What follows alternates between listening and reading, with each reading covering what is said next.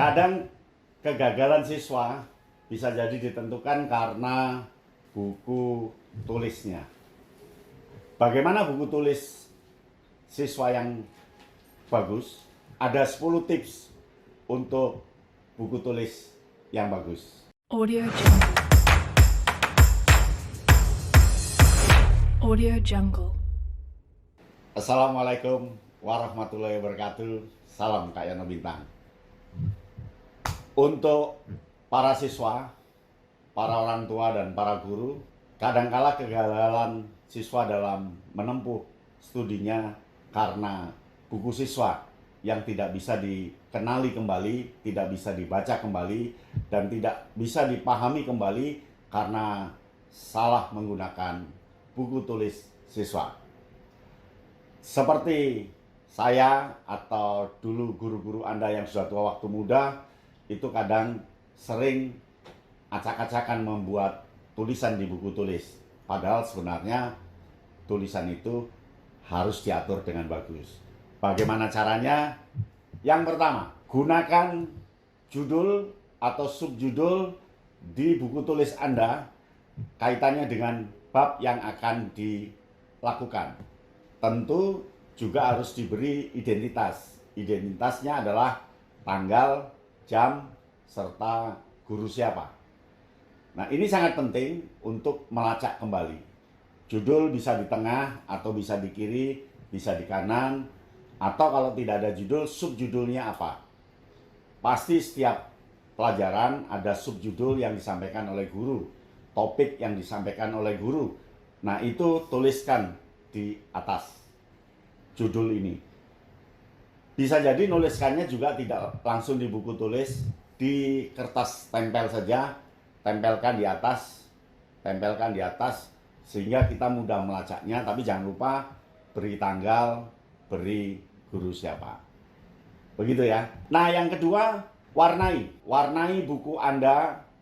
Jadi ketika menulis, warnai hijau semua, khusus untuk pengertian, warnai merah semua, khusus untuk syarat-syarat, warnai yang lain untuk contoh dan seterusnya. Kalau warna tidak bisa, menulis di kertas berwarna, lalu gunting kertas berwarna itu, tempelkan di buku tulis itu.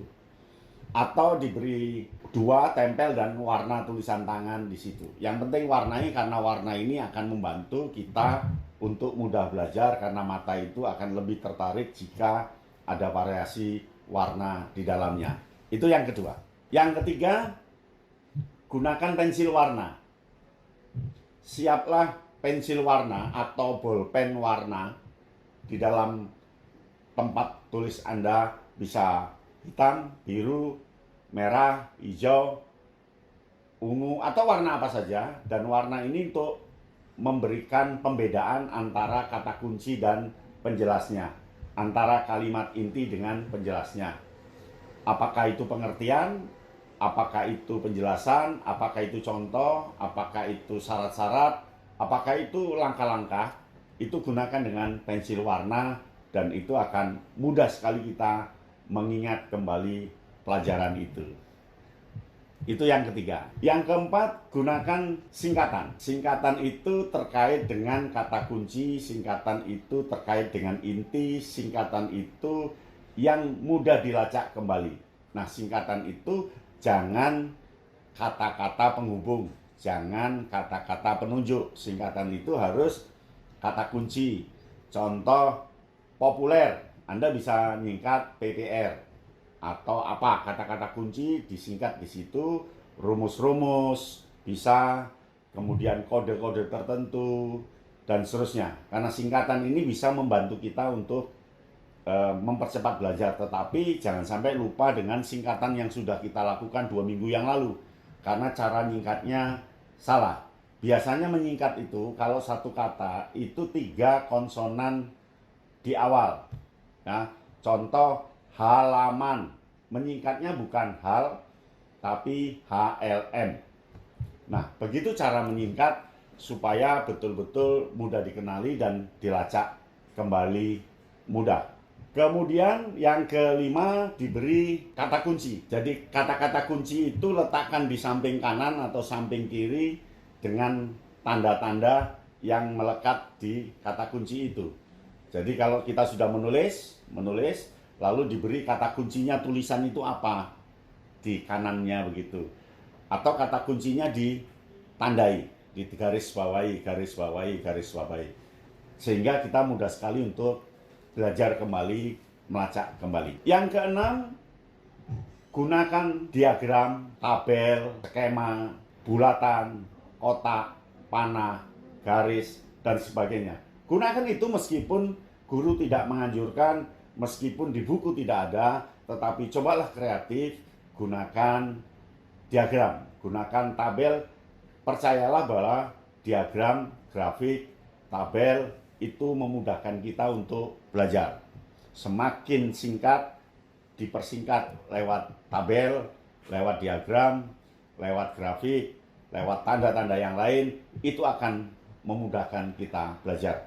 Rata-rata orang akan mengenali kembali dan sangat ingat ketika disederhanakan ke dalam bentuk diagram atau tabel dan lainnya. Yang ketujuh, gunakan warna beda. Gunakan warna beda di sini, stabilo Anda, tulisan, kemudian bawa di stabilo dengan yang berbeda. Jadi biru itu khusus pengertian, umpamanya kuning itu khusus untuk contoh, hijau muda khusus apa, terserah Anda. Gunakan warna itu, dan warna itu akan membantu kita untuk mempelajari. Dan kalau buku itu kita gunakan secara kreatif, ya tidak polosan begitu saja, kadang kita beri warna, gambar, skema, macam-macam, buku itu akan mudah dan kita tentu akan senang untuk melihat buku itu, ya. Yang kedelapan, carilah kertas tempel kecil-kecil, itu di toko ada, warna kuning, biru, hijau, lalu di sela-sela tulisan kita tempeli pertanyaan, tempeli komentar guru, tempeli komentar kita terhadap konsep itu. Jadi buku itu penuh dengan tempelan-tempelan kertas warna, dan tempelan itu membantu kita untuk belajar lebih jauh. Contohnya ada pertanyaan, ada setelah kita menulis di buku tulis di situ apa yang dimaksud dengan simbiosis mutualis, mengapa terjadi simbiosis mutualis. Jadi yang kita tulis itu pertanyaannya pasti ini, gitu. Itu yang kedelapan. Yang kesembilan, ringkasan di bawah lembar buku. Jadi setiap buku di bawahnya itu diberi garis kecil untuk ringkasan. Ringkasan itu adalah uraian kalimat dengan bahasa sendiri yang lebih singkat, yang menyingkat dari tulisan di atas. Percayalah dengan ringkasan ini Anda akan mudah belajar. Percaya dengan ringkasan ini kita akan mudah paham. Jadi satu buku bawahnya digaris, nah di bawah itulah isinya ringkasan menurut kita. Ya, contoh hukum Archimedes, apa ringkasannya apa? Di atasnya penjelasan tentang hukum Archimedes. Yang ke-10, beri ruang kosong di buku catatanmu. Catatan yang bagus itu tidak satu buku penuh, tetapi ada ruang kosong. Itulah yang namanya catatan. Catatan bukan menuliskan kembali, catatan bukan membuat cerita yang memenuhi buku. Catatan itu adalah kata-kata yang membantu kita untuk berpikir, membantu kita untuk analisis. Sehingga dalam buku catatan itu jangan blok penuh, tetapi beri ruang kosong. Beri ruang kosong. Nah, ruang kosong itu syukur kalau nanti ditambahi dengan tanda panah. Ini kaitannya dengan ini kaitannya dengan ini kaitannya dengan ini. Paham ya? Pasti paham.